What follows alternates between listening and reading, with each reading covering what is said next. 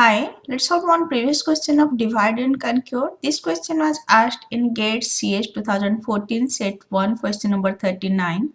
The minimum number of comparison required to find the minimum and the maximum of 100 numbers is dash. I already discussed min-max problem. There is a direct formula for finding number of comparison. So it is 1.5 n minus 2, or you can say 3 divided 2 n minus 2. Now what is n? N is 100 number. 1.5 multiplication 100 minus 2, that is 150 minus 2, it is 148.